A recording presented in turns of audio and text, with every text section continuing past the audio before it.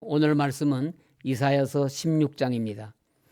지난 시간 우리는 하나님께서 이사야를 통해 모압의 심판을 경고하시는 말씀을 들었습니다. 오늘 본문 16장에서도 전장 15장에서 시작된 모압에 대한 멸망 예언이 계속 이어지고 있습니다. 하나님의 심판 경고를 들은 모압이 이제 살 길은 죄를 회개하고 하나님께로 돌아오는 길밖에 없습니다. 하나님께서는 범죄한 인간이라도 멸망하는 것을 기뻐하시지 않습니다. 하나님은 죄인이 회개하고 하나님께로 돌아오기를 기뻐하십니다. 그래서 하나님께서는 죄 지은 모압 사람들에게도 살 수 있는 길을 본문에서 제시하여 주십니다. 15장이 전체적으로 모압에 대한 멸망의 심판 경고라면 오늘 본문 16장 1절부터 5절은 모압에게 하나님의 심판을 면할 수 있는 두 가지 방도를 제시하여 심판 중에도 자비를 베푸시는 하나님의 자비하심을 보여주고 있습니다. 그것은 첫째, 다윗 왕가가 다스리시는 유다에게 조공을 바침으로 화친하는 것입니다. 1절에 너희는 이 땅 통치자에게 어린 양들을 들이되 셀라에서부터 광야를 지나 딸 시온산으로 보낼지니라고 하였습니다. 이 땅 통치자란 다윗 왕위를 계승한 유다의 왕을 가리킵니다. 어린 양들을 바친다는 것은 유다 왕에게 조공을 바치며 복종하는 것을 말합니다. 모압 사람들은 다윗 왕 때에 유다의 조공을 바친 일이 있습니다.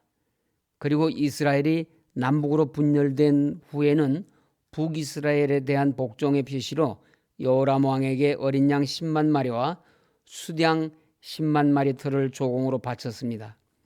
이러한 역사적 근거로 모압이 유다 왕에게도 어린 양을 조공으로 바쳐 복종을 표시하라는 것입니다. 그러나 영적으로 해석하면은 이 땅 통치자는 이스라엘의 하나님 여호와를 지칭하는 것이며 그에게 양을 드리라는 것은 하나님을 경외하고 예배할 것을 의미합니다. 하나님께 복종하고 하나님을 섬기라는 것입니다. 그러므로 모압 사람들에게 유다에 복종하고 섬기라는 것은 모압이 하나님을 섬기라는 말입니다. 모압이 왜 하나님의 멸망의 심판 대상이 되었습니까? 그것은 그들이 우상을 숭배하며 하나님의 언약을 받은 다윗 왕의 계승자인 유다 왕들에게 적대적으로 대하였기 때문입니다. 그렇기 때문에 모압이 하나님의 심판으로부터 구원을 받는 길은 다윗 왕위를 계승한 유다에게 복종하여 화친하는 것 뿐이었습니다. 이 땅 통치자는 다윗 왕위를 계승한 유다의 왕들을 가리키지만 영적 의미로는 다윗 왕권의 궁극적 계승자로 오실 예수 그리스도를 가리킵니다. 그리고 모압은 하나님의 심판 대상으로 정해진 세상을 가리킵니다. 그러므로 이 말씀은 멸망의 심판을 받을 세상 모든 사람들에게 심판을 면하고 구원받을 길을 제시합니다. 예수 그리스도를 믿고 복종하여 하나님을 섬기라는 것입니다. 2절에 모압의 딸들은 아론온 나루에서 떠다니는 새 같고 보금자리에서 흩어진 새 새끼 같을 것이라 하였습니다. 아론온 나루는 에돔과 모압의 국경입니다. 도와줄 사람도 없고 피할 곳도 없는 모압 사람들은 둥지를 떠나 흩어진 어린 새가 스스로 날 수도 없고 어미의 보호를 받을 수 없어서 언제 해를 당할지도 모르는 새끼새 같이 또 보금자리를 떠나 아론온 나루에서 이리저리 방황하듯 어지럽게 날아다니는 떠도는 새와 같이 갈 곳이 없어 방황하는 그들의 피난길이 가련하다고 하였습니다.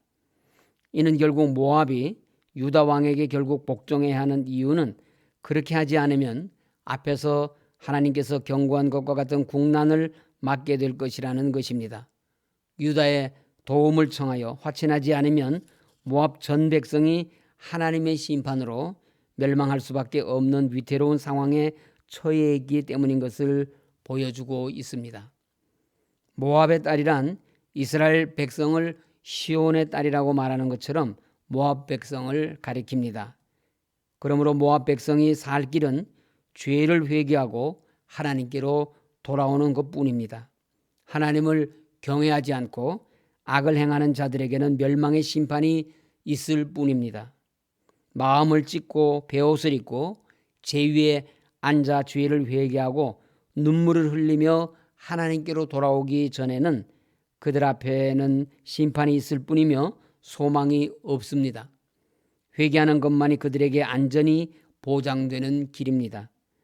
둘째는 유다 피난민들을 선대하여 보호하는 것입니다.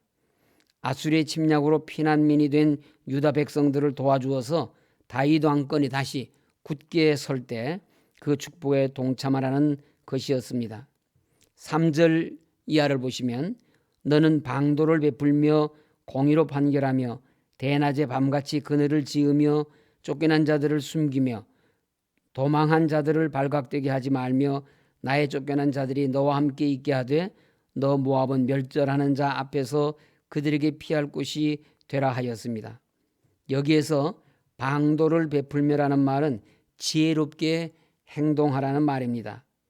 대낮에 밤같이 그늘을 지으며라는 말은 도망하는 자들에게 좋은 피난처가 되어주라는 말입니다. 나의 쫓겨난 자들은 유다의 피난민들을 의미합니다. 그러므로 이 말은 1절에서 모압에 경고한 것들을 지혜롭게 생각하여 행할 것과 유다를 대적하지 말고 도와주라는 선지자의 경고입니다. 따라서 이것은 아수리의 침략을 받아 모압 땅으로 피난한 유다 사람들을 숨겨주라는 말입니다. 그리고 그 이후로 이사야는 토색하는 자가 망하였고 멸절하는 자가 그쳤고 압제하는 자가 이 땅에서 멸절하였기 때문이라고 하였습니다. 이것은 유다를 침략한 아수르가 예루살렘에서 패전하고 떠날 것을 예언한 것입니다. 망하였고 그쳤고 멸절하였고는 과거로 되어 있지만 이것은 앞으로 될 미래를 말하는 것입니다. 압제자 아수르가 하나님의 심판으로 반드시 망하게 될 것이므로 유다에 돕고 보호해야 모압도 구원의 축복에 동참하게 될 것이기 때문입니다. 하나님의 백성을 멸하는 자들은 모두 망할 것이 분명하기 때문에 모압이 살 길은 토색당하고 멸절과 압제당하는 형제나라 유다를 보호하는 것입니다. 환난 날에 고통당하는 형제나라를 모압이 도와주면은 모압도 하나님의 구원의 축복을 받게 될 것입니다. 앞선 4절 하반절에서 모압이 멸망을 면하기 위해서 남유다 피난민들을 보호해야 한다는 것과 그 이유가 남유다를 괴롭히던 아수르가 멸절하기 때문이라고 하였습니다. 이어 5절에서는 그 근본적인 이유를 말하는데 다윗 왕권이 회복되기 때문입니다. 5절을 보시면 다윗의 장막에 인자함으로 왕위가 굳게 설 것이요 그 위에 앉을 자는 충실함으로 판결하며 정의를 구하며 공의를 신속히 행하리라고 하였습니다. 유다의 왕이 곧 다윗의 왕권이 비록 지금은 주변 강대국에 의해서 고통을 받고 있지만 다윗 자손으로 오실 메시아 예수 그리스도께서는 모든 원수를 물리치시고 다윗 왕권을 굳게 세울 것이라는 예언입니다. 즉 메시아의 오심을 예언하는 것입니다. 이사야는 모압을 향하여 다윗 장막의 왕이 다스리는 나라, 곧 예수님께서 다스리시는 왕국처럼 모압이 되어야 모압이 하나님의 심판에서 구원받을 수 있다는 것입니다.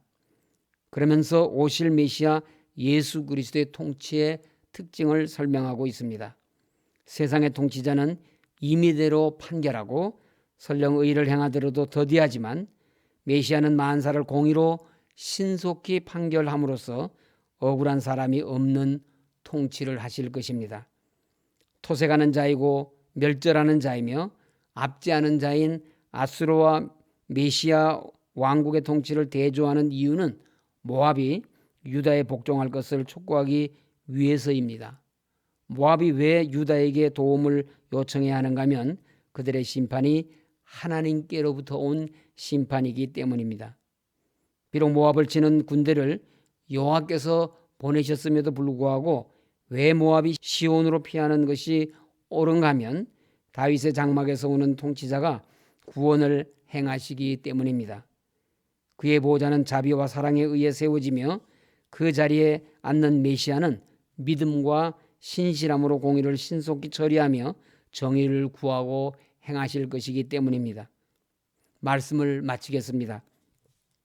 이사야 선지자는 모압의 소망은 이스라엘의 소망과 동일하다고 말합니다.